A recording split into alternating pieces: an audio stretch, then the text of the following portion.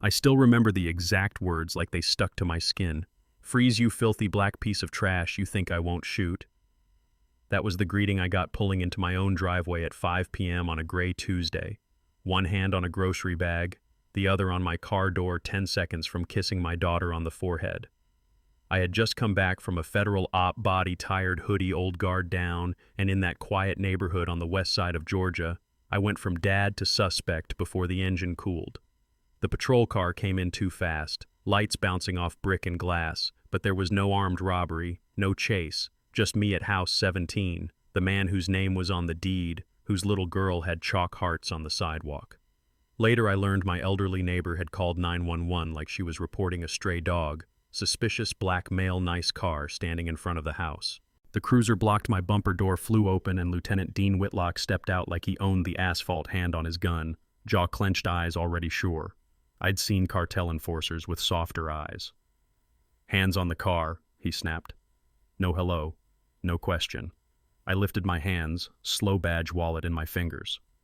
"Officer, this is my house. Marcus Hale, Federal Bureau of Investigation. My ID and creds are right here, you can call it in." Any decent cop ends it there. He looked down not at the badge, but at my skin, my hoodie, my SUV, like all of it confirmed the story he liked better. He slapped the wallet out of my hand, let it hit the driveway. "You think that makes you special?" he said, voice raised for the curtains. "This neighborhood isn't for your kind." My pulse didn't spike, it dropped. Because I knew in that second this wasn't about safety, this was about ego and color, and those two together get people buried. I tried once more. "Lieutenant, pick up the badge, you are detaining a federal agent on your body cam." He stepped into my space, breath sour, smile thin. "Only badge that matters here is mine." Then he spun me, slammed me on my own hood so hard my teeth clicked, yanked my arm until the cuff scoured skin. A kid across the street started recording. Ms. Parker shouted, "He lives there, leave him alone." And Whitlock barked back, "Get inside unless you want charges." And yeah, that happened. That is how fast your life flips when the wrong man has the right costume. I stayed still, not heroic, just calculating. I have been trained to survive hostile men with guns, but it hits different when the hostile man wears your flag. "You are assaulting a federal officer," I said. He didn't want truth, he wanted a show. "Stop resisting," he yelled, even though I was dead still, then cracked his fist across my jaw, a shot he would later call a compliance strike. Blood hit the hood of the car I bought after my promotion, the same hood my daughter leaned on to tie her shoes. I did not swing back. I locked eyes with him because I knew if I moved, the narrative would write itself before I hit the ground. The universe, or maybe just timing, answered. The front door flew open. "Get your hands off my husband," Naomi shouted, bare feet on concrete work badge in one hand, her voice cutting through the siren haze.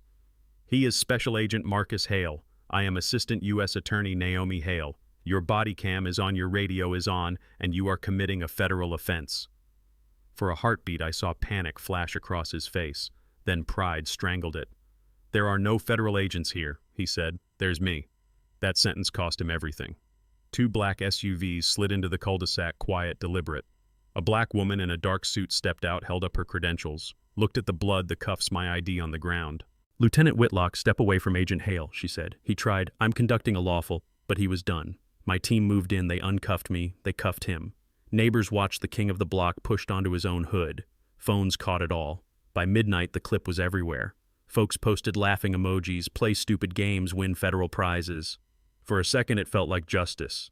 Then the calls started. Internal affairs, the chief, people from D.C., very serious voices.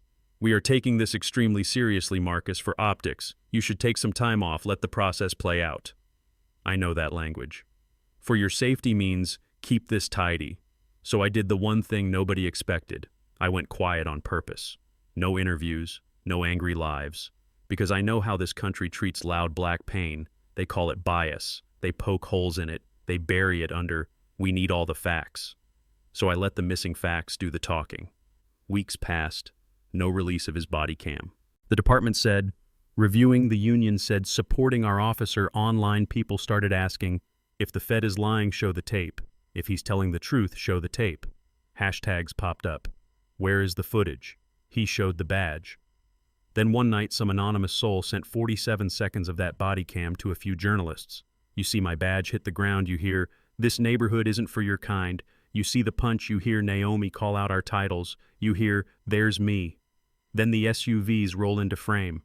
That was the twist. It stopped being incident in local suburb and turned into, how deep does this go? Old complaints resurfaced. Same name, same attitude, same silence from above. The Bureau came to me, men and women I respect, saying, "We can handle this internally, Marcus. Disciplinary action, a strong statement, show people the system works." I sat there, jaw still stiff when it rained, and said, "I am not here to fix your press release. I'm filing as a citizen." You could feel the room freeze. Naomi squeezed my hand. "Do it," she whispered. We hired David Kleinman, civil rights lawyer, with a folder full of names you don't know because they did not have a badge when they got hit. He filed suit, racially motivated assault, excessive force, civil rights violations. In the weeks that followed, 7 more people came forward. A bus driver, a high school teacher, a college kid, a medical resident, a veteran, all describing the same man, cutting them down, daring them to complain. Screenshots leaked from a private forum where Whitlock posted about reminding them who's in charge. The mask was off. The day of the trial, the courthouse steps were crowded. Some people held my picture, some held signs with my quote from a short interview, "I'm not seeking revenge, I'm seeking balance." Inside it was colder. They played the full video, no edits, no excuses. The room heard him escalate, heard me identify myself over and over, heard that line, "There's me." You could feel the air shift. David stood there and said quietly, "No one stands above the law, especially not the ones sworn to enforce it." Then sat like he knew the footage did the heavy lifting. On the stand, Whitlock tried to wrap himself in procedure. High crime area, suspicious behavior, officer safety.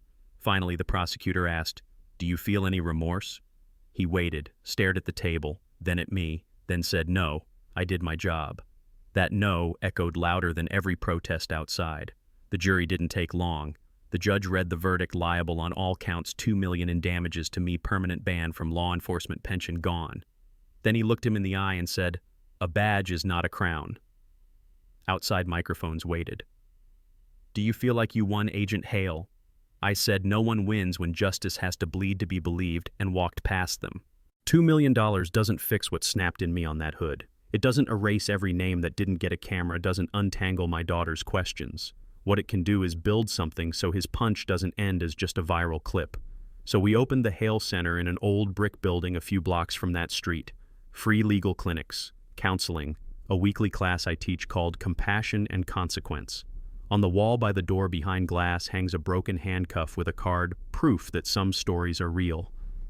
One rainy afternoon, a woman walked in holding a folded newspaper showing Whitlock leaving the courthouse alone. "I'm Alicia Whitlock," she said. "Because of that verdict, I lost my house, my job, my marriage. My boy gets called racist son at school. You call that justice?"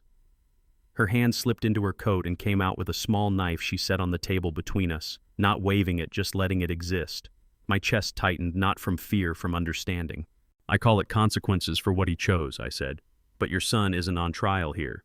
She cracked, years of loyalty and humiliation spilling out. "He thinks you ruined his father," she whispered. "What am I supposed to tell him?" "Tell him the truth," I said. "That his father ruined himself, and you don't have to follow him off that cliff." She left the knife on the table, walked out empty-handed. A few weeks later, her son showed up. Tyler, 16, shoulders tight, eyes hard. He didn't join, he hovered, leaning in the doorway while I told a room full of kids, "Forgiveness is not shutting up, it's choosing not to become what hurt you. Understanding is harder, but it's what keeps you alive." He pretended not to listen. He kept coming back. One day after class, I found a foam ball on my desk with a crooked smiley face and a little T scratched at the bottom. No note. That was enough. Another day, we assigned one line, "Truth is not what I was told, it's..." Tyler's paper said, "It's what I have to move toward myself." Still no apology, no big speech, just that. And honestly, that felt heavier than the verdict. Because here is the real ending or non-ending to my story. The cop who hit me lost his badge, lost his money, lost his mask. His department had to answer for him. A court said out loud that what he did was racist, illegal, wrong. I took the money and built a place his kind of power can never control. And his own son now spends afternoons at our center training therapy dogs for kids who flinch at uniforms. You tell me what justice is. Is $2 million too much for a slap and a slur, or the cheapest price this town could pay to learn that a badge without humility is just metal and lies? Should Tyler spend his life apologizing for a man who chose pride over decency, or are we allowed to let him write something better with the same last name? You know what I mean. If you're still here, drop your thoughts in the comments. Tell me if you think the system really learned anything, or if this was just one loud exception. Tell me if you've seen power abused, or if you ever had to stand there and swallow your anger so you could live. Do you think what happened to Whitlock was justice, revenge, or not nearly enough? Talk to me. Maybe the next verdict gets written a little straighter if we stop pretending this is rare.